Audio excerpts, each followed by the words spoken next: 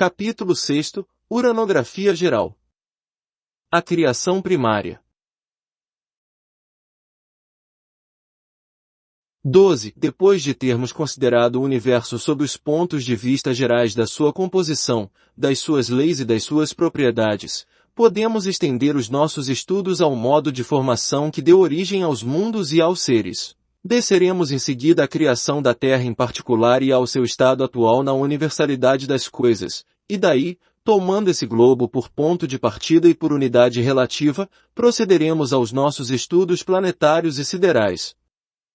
13. Se bem compreendemos a relação, ou melhor, a oposição entre a eternidade e o tempo, se estamos habituados com essa ideia de que o tempo não é mais do que uma medida relativa da sucessão das coisas transitórias, ao passo que a eternidade é essencialmente una, imóvel e permanente, e que ela não é insuscetível de qualquer medida do ponto de vista da duração, compreenderemos que para ela não há nem começo nem fim. Do outro lado, se fazemos uma ideia exata embora necessariamente muito fraca da infinidade do poder divino, compreenderemos como é possível que o universo tenha existido e exista sempre. Do momento em que Deus existiu, suas perfeições eternas falaram. Antes que os tempos nascessem, a eternidade incomensurável recebeu a palavra divina e fecundou o espaço, eterno como ela.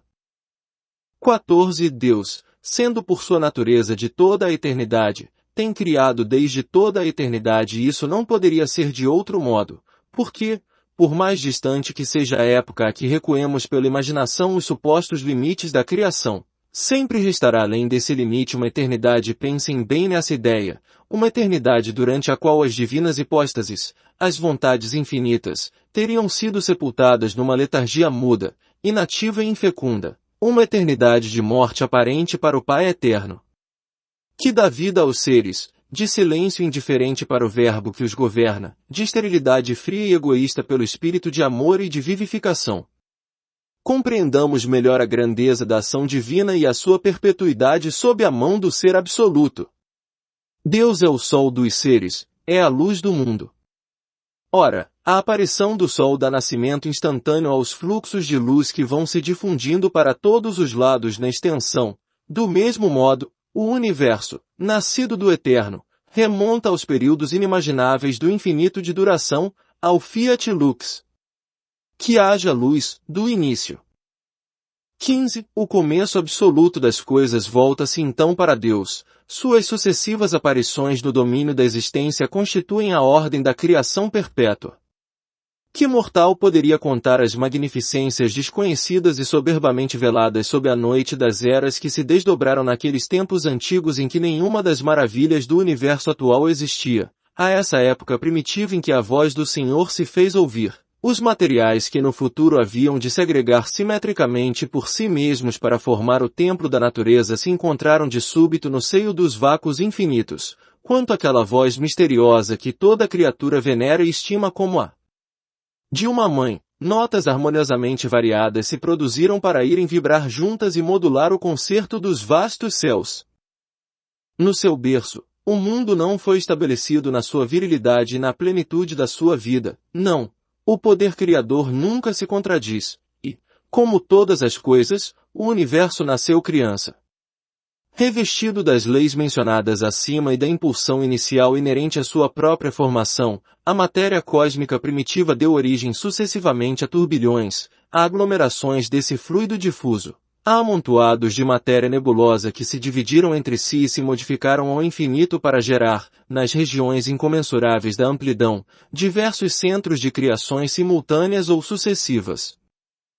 Em razão das forças que predominaram sobre um ou sobre outro, e das circunstâncias posteriores que presidiram os seus desenvolvimentos, esses centros primitivos se tornaram focos de uma vida especial, uns menos disseminados no espaço e mais ricos em princípios e em forças atuantes, começaram desde logo a sua particular vida astral, os outros, ocupando uma extensão ilimitada, só cresceram com uma extrema lentidão, ou se dividiram em outros novos centros secundários. 16. Transportando-nos apenas alguns milhões de séculos acima da época atual, nossa Terra ainda não existe, nem mesmo nosso sistema solar ainda não começou as evoluções da vida planetária, mas, Entretanto, esplêndidos sóis já iluminam o éter. Planetas habitados já dão vida e existência a uma multidão de seres que nos precederam na carreira humana, as opulentas produções de uma natureza desconhecida e os maravilhosos fenômenos do céu desdobram sob outros olhares os quadros da imensa criação. Que digo?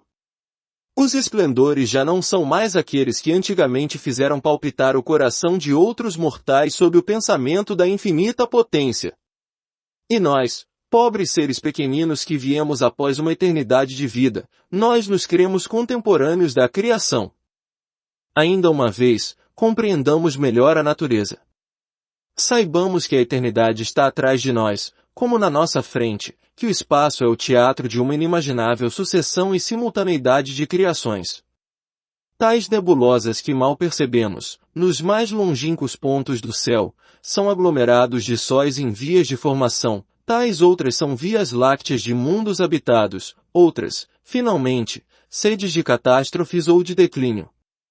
Saibamos que, assim como estamos colocados no meio de uma infinidade de mundos, também estamos no meio de uma dupla infinidade de durações anteriores e posteriores. Que a criação universal não se restringe a nós e que não podemos usar essa palavra à formação isolada do nosso pequeno globo.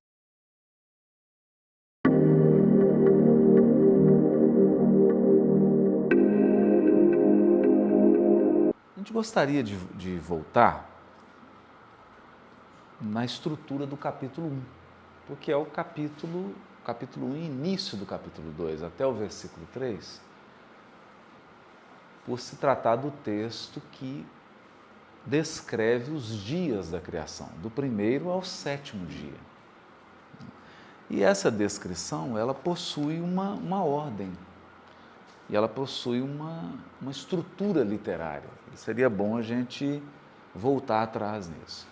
A gente comentava no nosso encontro anterior que o primeiro ato da criação é sempre um anúncio, uma palavra,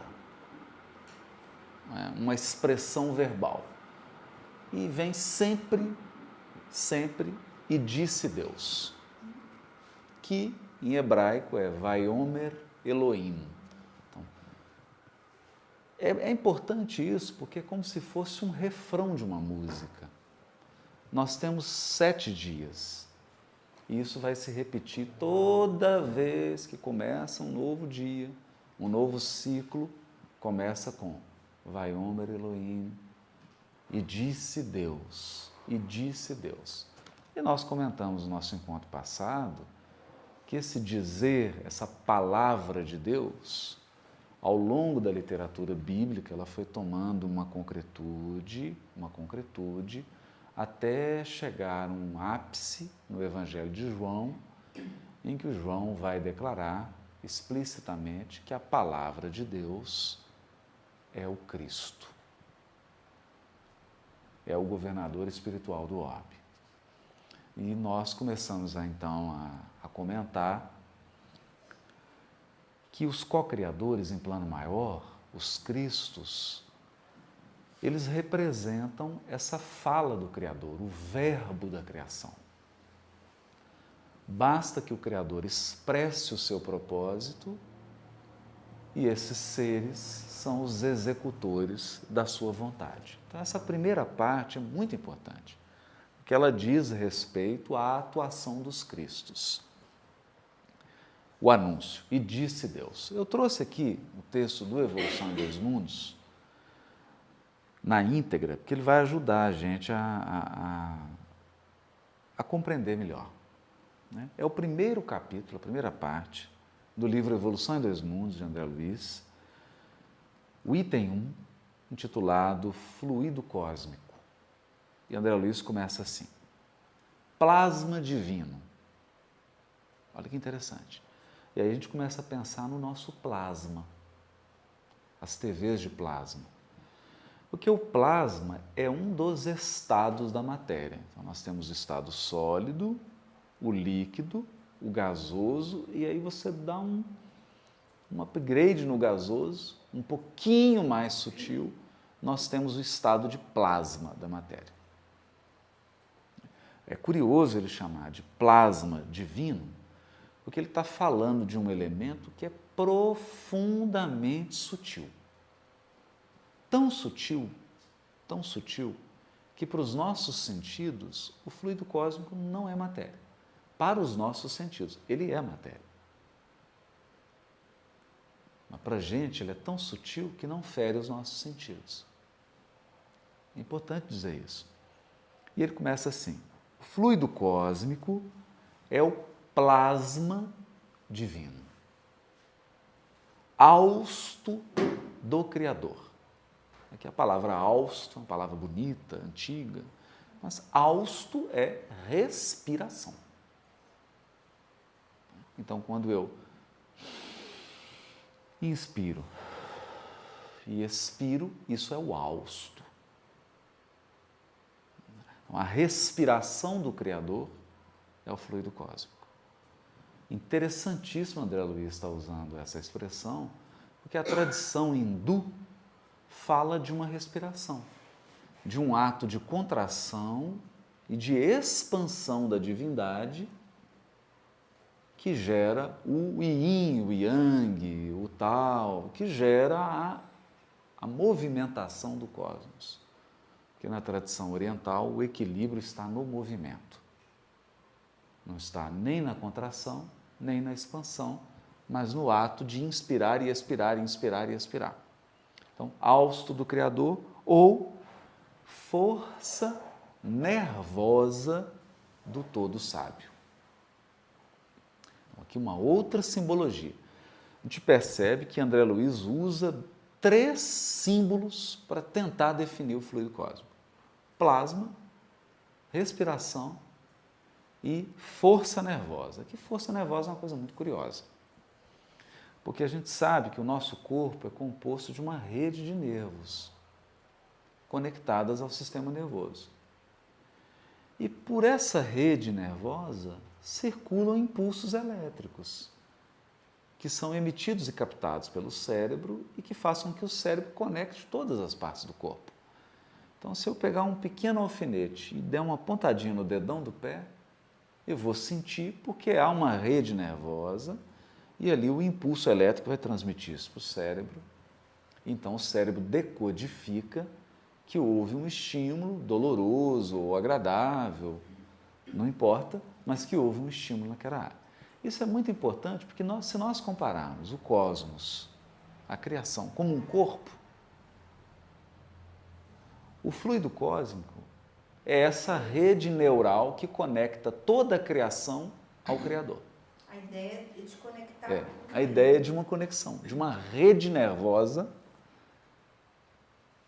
sustentada pelo fluido cósmico. Portanto, não importa onde no universo infinito ocorra algo, imediatamente o Criador percebe. Interessante. Evidentemente, nós estamos usando aqui uma linguagem humana, uma simbologia, porque, evidentemente, é muito mais do que isso. É muito mais complexo do que isso. Nós não temos mente capaz de decodificar o que é. O André Luiz está tentando adaptar para que a gente possa ter uma ideia, mas é como explicar cor para cego. Então, ele usa metáforas, usa símbolos, né? Olha que interessante. André Luiz diz assim: nesse elemento primordial, que é o fluido cósmico, vibram e vivem. Vibram e vivem. Por quê? Tudo o que foi criado por Deus vibra. Desde a mais elementar partícula subatômica até a consciência espiritual, tudo vibra. Como vibra a consciência espiritual? Ao emitir ondas mentais. Então, o ato de emitir ondas mentais é uma vibração espiritual. Por isso, no Livro dos Espíritos, questão 9.2, os Espíritos vão esclarecer que o Espírito irradia. Irradiar é vibrar. Então, desde os elementos inanimados do reino mineral até a consciência espiritual, tudo vibra e vive. Então, nesse elemento primordial, no fluido cósmico, vibram e vivem constelações e sóis, mundos e seres, como peixes no oceano. É importante isso, porque nos dá uma ideia de que é impossível você encontrar uma baleia fora do mar, a não ser que ela esteja morta. Da mesma maneira, é impossível você encontrar algo criado fora do fluido cósmico. Não tem jeito. Isso significa que a criação, que é infinita,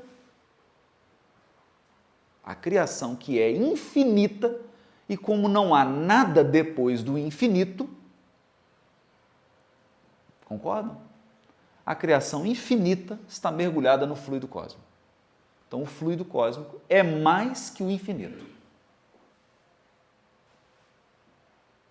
Porque se ele contém o infinito, ele é maior que o infinito. É só para sair um pouquinho de fumaça,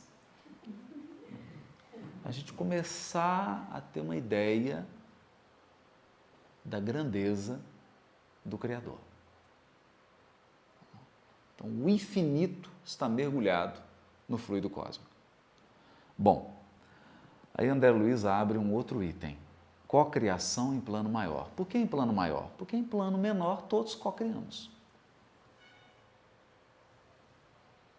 Mas aqui ele não está se referindo à criação mental operada por nós, inteligências ainda sujeitas ao processo de aperfeiçoamento da reencarnação. Está se referindo a outras inteligências. Então, vamos lá. Nessa substância original, fluido cósmico, ao influxo do próprio Senhor Supremo, ao influxo, ou seja, quem dá o start, quem inicia, sempre é o Criador. É Ele que expande, vibra, e isso gera um influxo. Isso gera um input. Então, ao influxo do próprio Senhor Supremo, operam as inteligências divinas. Então, vamos lá. Nós temos a inteligência suprema, que é Deus. Suprema, é porque é máximo, não tem nada depois do Supremo, não é? Abaixo do Supremo tem as inteligências divinas, e depois, abaixo das inteligências divinas, vários patamares de inteligência, desde a inteligência dos espíritos puros até chegar na inteligência humana, que está bem abaixo. Então, aqui André Luiz não está se referindo a inteligências humanas. Então, operam as inteligências divinas a ele, ao Criador, agregadas. Olha a palavra. Interessante, né? A agregação é o quê? União. Olha. A agregação com Deus é o supremo objetivo da evolução. Nós estamos evoluindo espiritualmente para realizar o processo de comunhão com Deus. Para concretizarmos a agregação final e definitiva com a inteligência suprema. a chamada comunhão com Deus, ou, se quisermos, numa linguagem bíblica, metafórica, a volta à casa paterna, a volta ao seio de Deus. Aí a pessoa pode usar a linguagem poética que ela quiser. Pode usar a expressão, a imagem que mais lhe convier. Mas é importante compreender que o processo final da evolução representa a comunhão com Deus, agregação.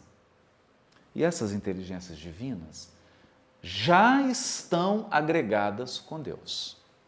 Por isso não deve nos causar estranheza quando Jesus diz assim: eu e o Pai somos um.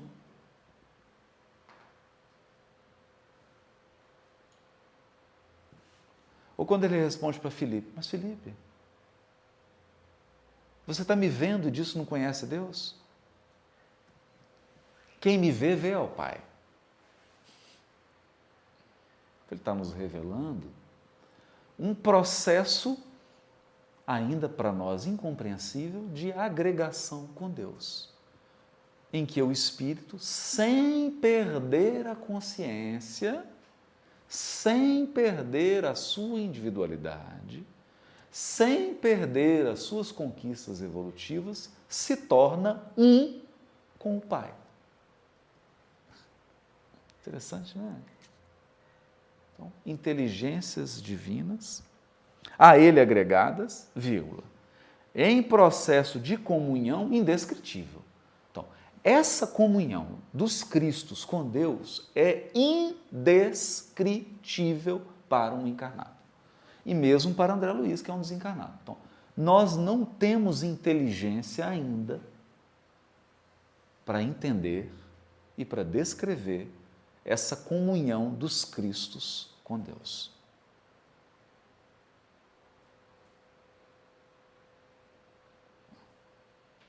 Estão agregados? Estão. Eles formam uma unidade com Deus? Formam. Mas como que é essa comunhão? Não sabemos. É indescritível. Não é? E como que você diz o indizível? Como que diz o indizível? Ficando em silêncio. Silenciando. Então, nós não podemos aqui nos precipitar.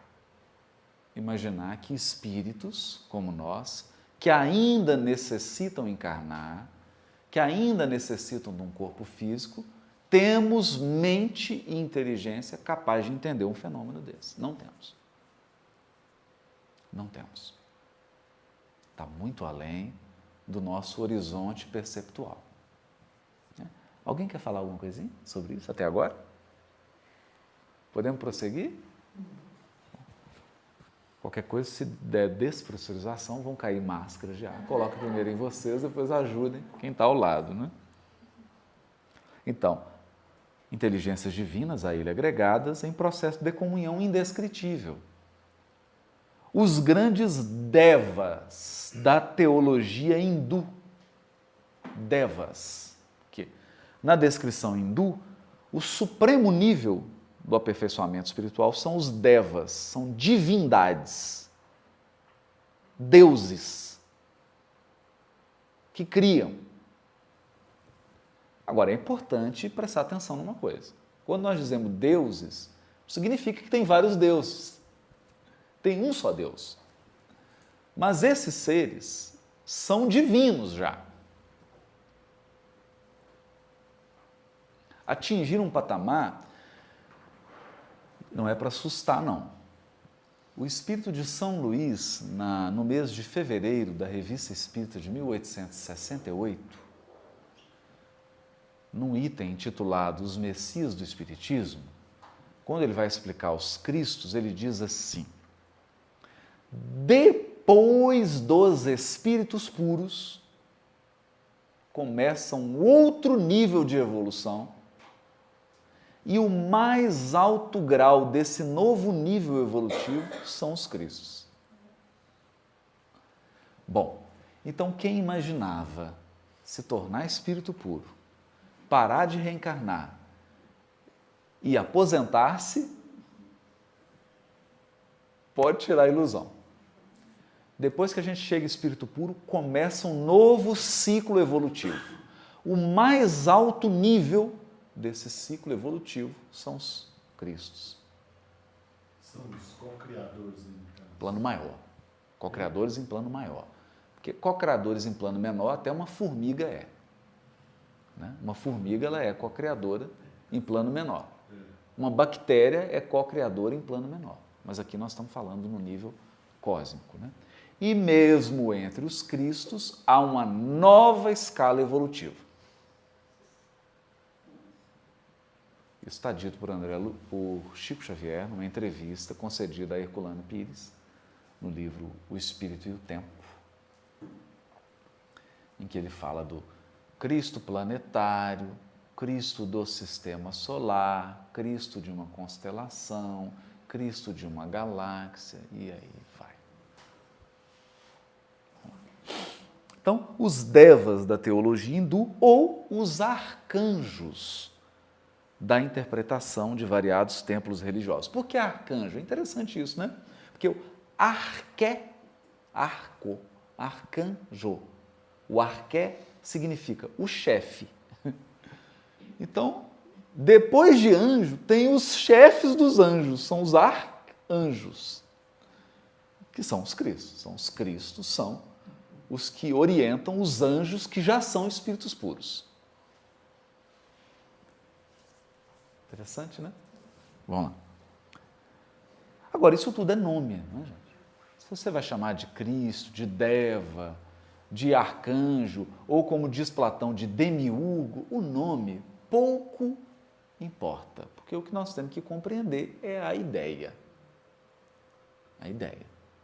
São inteligências divinas.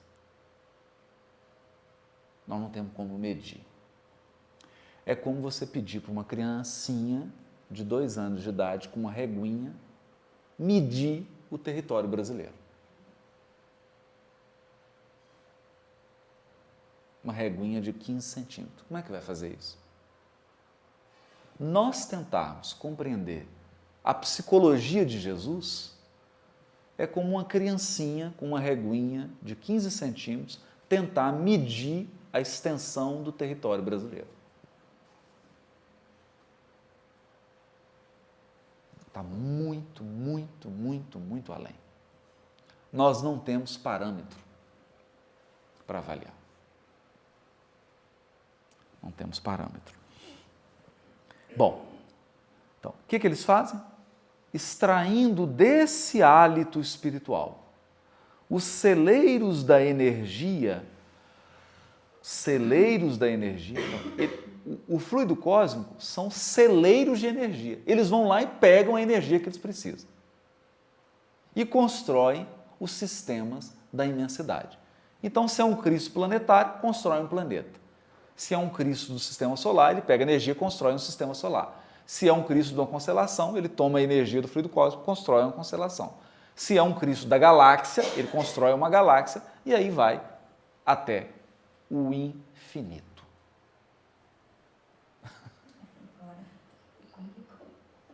Até o infinito. Porque nós temos o infinito para o grande e o infinito para o pequeno. É para deixar hoje a gente bem assim humilde mesmo, né? Bem assim, humilde.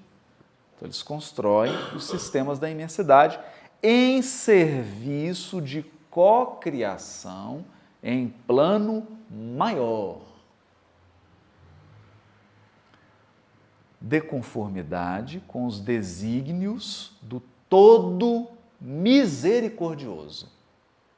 Ou seja, quem dá a planta é Deus. Quem dá as orientações é Deus. Que faz deles, dos Cristos, agentes orientadores da criação excelsa. Olha que interessante. Essas inteligências gloriosas,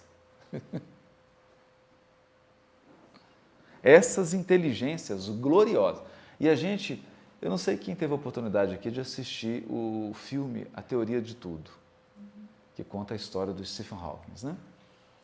É considerado um dos maiores físicos do século XX, etc, etc, etc. A inteligência do Stephen Hawking, perto da inteligência de um Cristo, é como comparar a inteligência de uma formiga à nossa.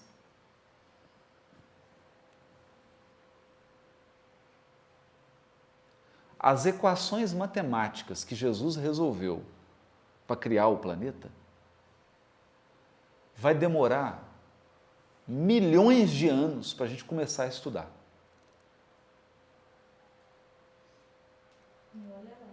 E olha lá. E quem dera se o problema fosse só matemático. Porque uma inteligência como Jesus, ele domina todos os conhecimentos do planeta.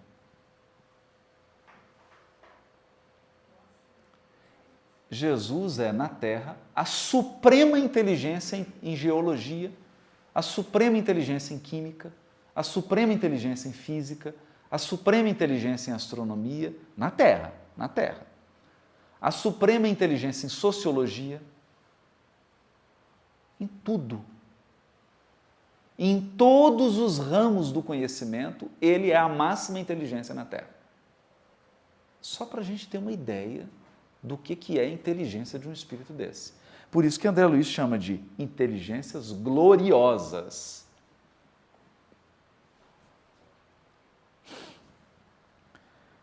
Essas inteligências gloriosas tomam o plasma divino e convertem-no em habitações cósmicas de múltiplas expressões, radiantes ou obscuras, gaseificadas ou sólidas, obedecendo a leis pré-determinadas. Porque as leis do universo são uma só, são únicas. E eles têm que construir obedecendo essas leis.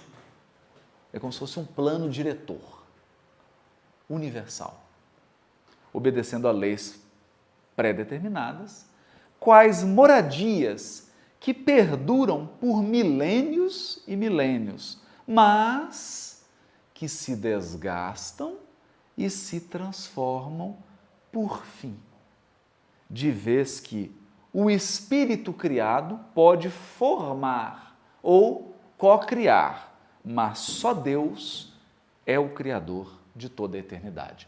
Só Deus cria coisas eternas.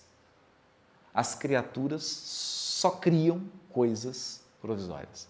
Então, tudo que os cristos fazem, nasce, cresce, desenvolve, se aperfeiçoa e morre. Por quê? Porque não somos Deus. Só Deus cria para toda a eternidade. É isso que André Luiz está dizendo. E por que nós lemos isso aqui? Olha que interessante. Então, nós vimos aqui que o primeiro elemento da estrutura literária da descrição dos dias, cada dia, vamos imaginar assim, cada dia como se fossem bloquinhos. Então, nós temos 7 blocos, 7 peças de Lego. Todas elas têm uma estrutura, a mesma estrutura, como se fosse um cristal. Qual que é o primeiro item dessa estrutura? E disse Deus. Sempre começa com a palavra. E agora a gente já sabe o que é a palavra de Deus? São essas inteligências divinas. Você pode chamá-la de devas, de arcanjo, de demiurgo, de Cristo, pode chamar o que você quiser. Pode dar o nome que quiser. O importante é compreender o conceito. Então, quando diz assim, disse Deus, significa que ele inspirou um Cristo que é o seu verbo. Porque quem expressa a vontade de Deus são os Cristos. Eles são o verbo da criação. Não é? O influxo, né? É. O influxo. Agora, olha que interessante.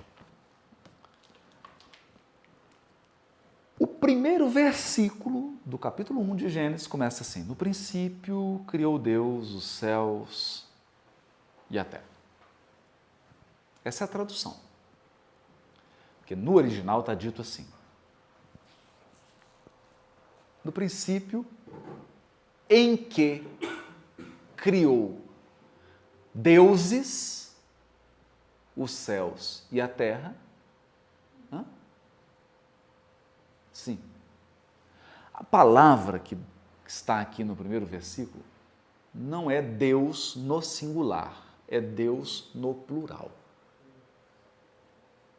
Não é El. El é Deus em hebraico, El.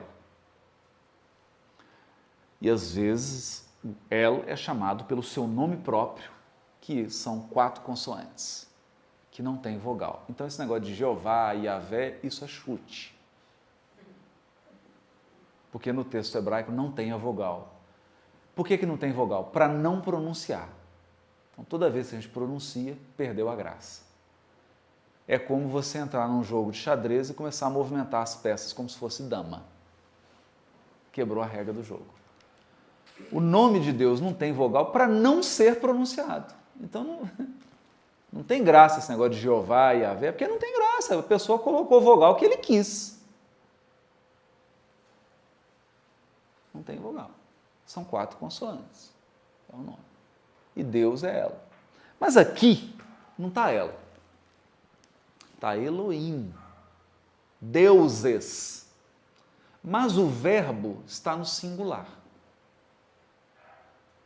Nossa. Rios de tinta foram gastos para tentar interpretar isso. Por que Deus está no plural? Imaginem o capítulo que quer transmitir uma mensagem de que há um Deus único. E a primeira vez que aparece Deus no texto está no plural.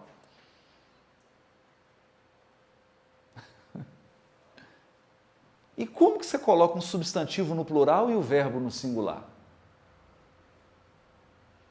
Não é? Então fala assim. O menino chutou a bola. Mas eu não falo, os meninos chutou a bola. E é exatamente o que está escrito aqui. Os deuses criou os céus e a terra. Bom, aí vieram as tentativas.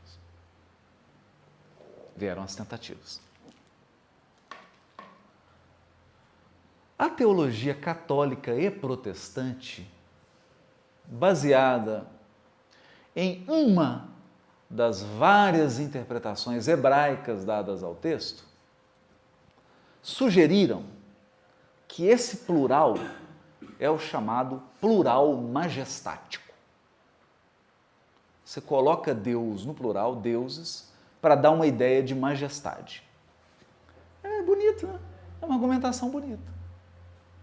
Interessante. A questão é que, se você pedir assim, me dá um outro exemplo na Bíblia de plural majestático, não tem. Pelo menos que eu conheça, não. Dá um outro exemplo de plural majestático. Oh, não, só tem esse. Curioso. E quando nós examinamos as ocorrências da palavra Elohim no texto bíblico, na Bíblia hebraica, Elohim às vezes se refere aos deuses das outras nações.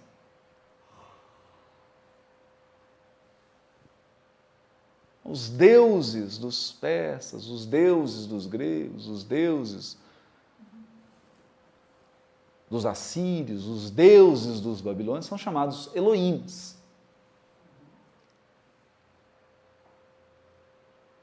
E então?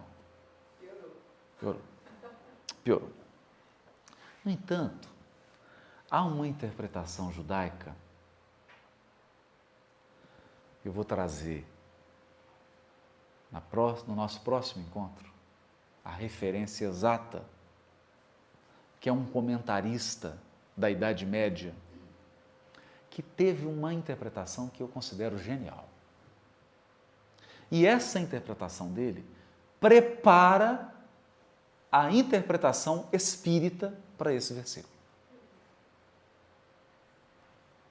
Ela prepara. Ela abre uma porta.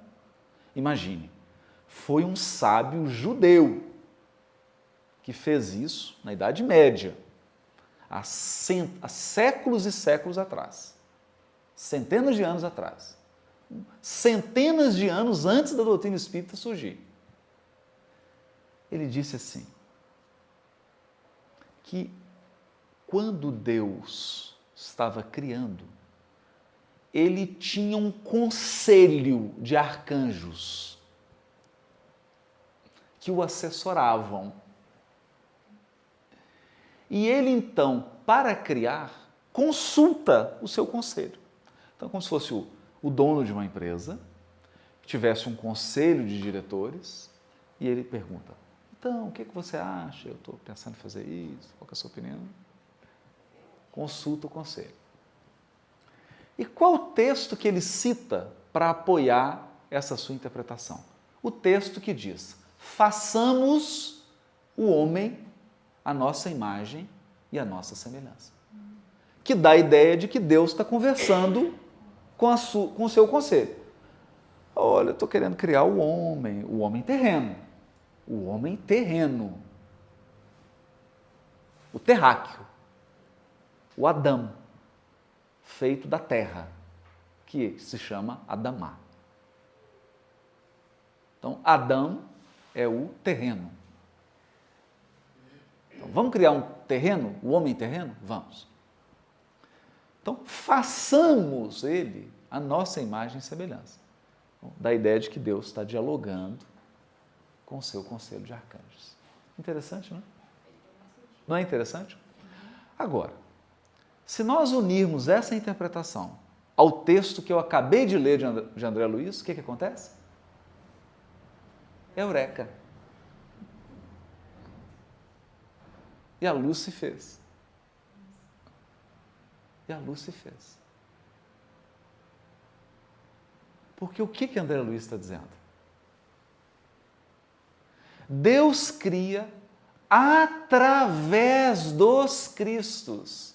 Através dos Cristos. Os Cristos são os agentes executores da vontade de Deus.